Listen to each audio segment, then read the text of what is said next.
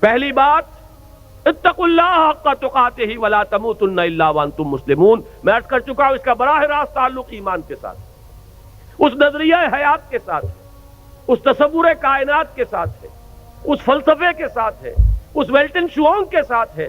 وہ ہے تو تقوی ہوگا، فرما برداری ہوگی۔ اب جو یہ جیسے میں مثال دیا کرتا ہوں کہ ایک فصیل ہے، اینٹوں سے بنی ہے، فصیل کی قوت کا دار و مدار، استحکام کا دار و مدار دو چیزوں پر ہے۔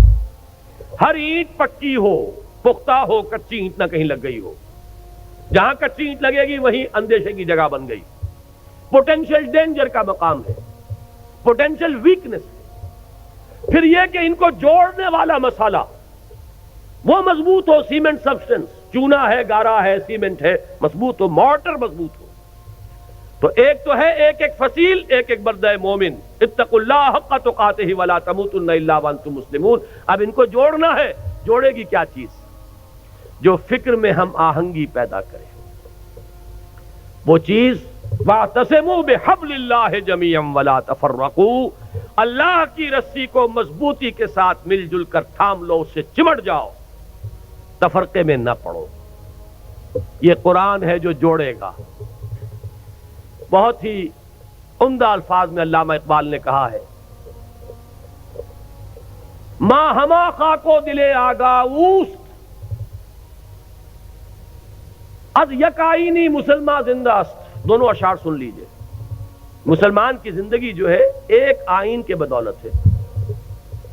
پیکر ملت ز قرآن زندہ ہست، ملت کا یہ جسد جو ہے اس میں حیات، روح جو ہے وہ قرآن سے۔ ماں ہما خاکو دل آگاہ اوست، اعتصامش کن کہ حبل اللہ اوست۔ ہم تو خاک کے مانندے، جیسے جسد خاکی ہے، اس میں روح ہے جو حیات کا ذریعہ ہے، تو در حقیقت ماں ہما خاکو دل آگاہ اوست، اعتصامش کن، جسد ملی کے اندر وہی مقام جو ہے قرآن کا ہے، مضبوطی سے تھامو حبل اللہ۔ یہی ابھی گزشتہ بدھ کو جو میرا مضمون چھپا تھا، جو الہدا ہی کے سلسلے کی اقساط آ رہی ہیں جنگ میں، شاید نظر سے گزری ہو، وہ اسی موضوع پر تھی، واعتصموا بحبل اللہ جميعا ولا تفرقوا۔ اس کو مضبوطی سے تھامیں گے، اس سے جڑیں گے، اس سے فکری ہم آہنگی پیدا ہوگی، اس کے ساتھ اتحاد فکر و نظر وجود میں آئے گا۔ یہ ہے وہ مارٹر، یہ ہے جوڑنے والی شے، جیسا کہ فرمایا ہے حضور صلی اللہ علیہ وسلم نے، القرآن حبل اللہ الممدود من السماء الى الارض، آسمان سے زمین تک تنی ہوئی رسی ہے اللہ کی، مضبوطی سے تھامو اس۔ ایک دفعہ کا واقعہ بڑا پیارا ہے۔ حضور اپنے حجرے سے باہر تشریف لائے، مسجد نبوی کا نقشہ ذرا ذہن میں رکھیے۔ حجرے سے باہر تشریف لائے تو دیکھا ایک کونے میں کچھ مسلمان، کچھ اہل ایمان بیٹھے ہوئے قرآن کا مذاکرہ کر رہے ہیں، سمجھا رہے ہیں، چہرے پر بشاشت کے آثار ظاہر ہوئے۔ یہ معجم کبیر طبرانی کی جو ہے اس کی روایت ہے۔ آپ تشریف لائے، ایک سوال کیا بڑا عجیب، بلکہ اس سوال کو تو یوں سمجھ کر سنیے کہ جیسے کہ حضور یہ سوال مجھ سے اور آپ سے بھی کر رہے ہیں۔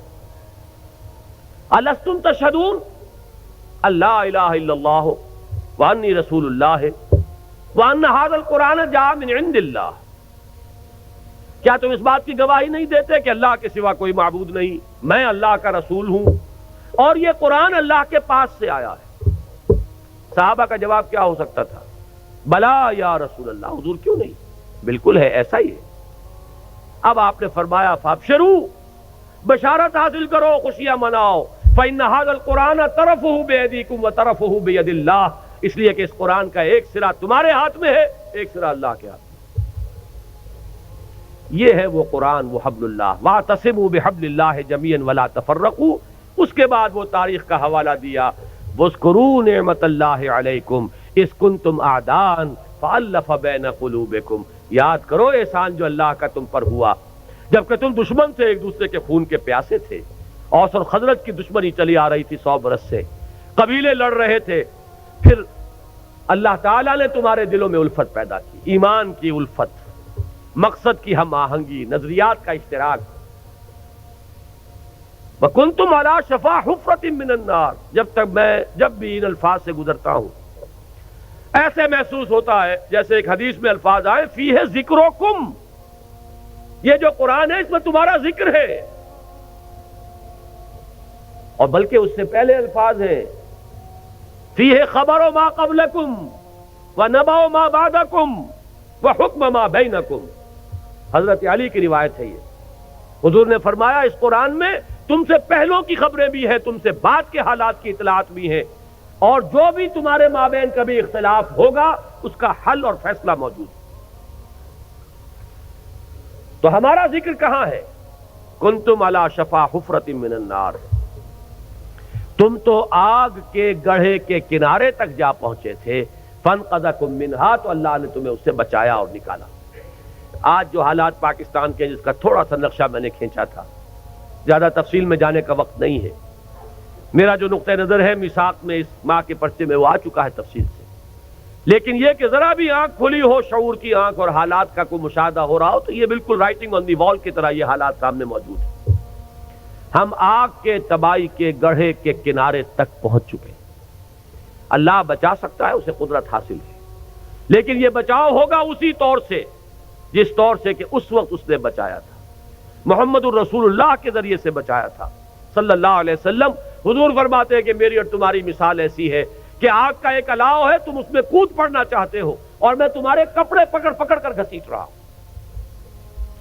اس طریقے سے اسی نسخے کو اختیار کریں گے تو بات بنائے گی۔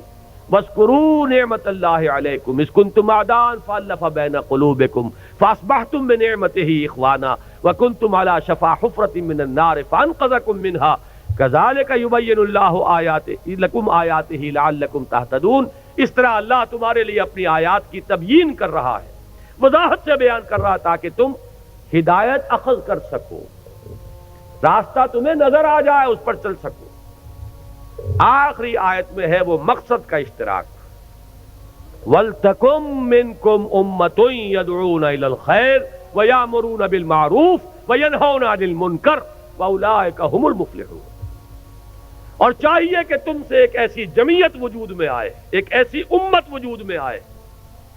ویسے تو پوری امت کا کام یہی ہونا چاہیے تھا، لیکن اگر امت سو گئی ہو تو ان میں سے جو بیدار ہو جائیں، جو جاگ جائیں، وہ مل جل کر ایک امت ودن امت، پارٹی ودن پارٹی، بڑی امت میں ایک چھوٹی امت کی شکل اختیار کریں، اور ان کے کام صرف تین ہوں۔ عہد کر کے اٹھیے اگر ان باتوں کی سچائی اور صداقت کی دل گواہی دے کہ یہ تین کام ہو جائیں ہمارے مقصد، یدعون الی الخیر ویامرون بالمعروف وینہون عن المنکر، دعوت خیر، بھلائی کی دعوت۔ انشاءاللہ اس بدھ کو جو یہ قسط آ رہی ہے میری، اس میں اسی آیت پر گفتگو ہے، اسی لیے مجھے بڑی سہولت ہے کہ میں اس وقت اشارہ کر کے یہاں سے گزر جاؤں گا کہ آپ ذرا توجہ کے ساتھ اس بدھ کو انشاءاللہ جو آئے گی اس میں کوئی ناغہ نہ ہو جائے، اللہ تعالیٰ کوئی رکاوٹ اس میں اللہ کی طرف سے نہ آ جائے۔ تو اس میں اسی آیت پر اور پھر دو اور قسطیں آئیں گی جو اسی موضوع پر ہیں۔ ایک میں نے مولانا امیر التبلیغ مولانا محمد یوسف دہلوی رحمۃ اللہ علیہ کی ایک تقریر کا اقتباس دیا ہے طویل۔ یہ امت، ایک لفظ استعمال کیا انہوں نے، امت پناہ ہم سے چلا گیا۔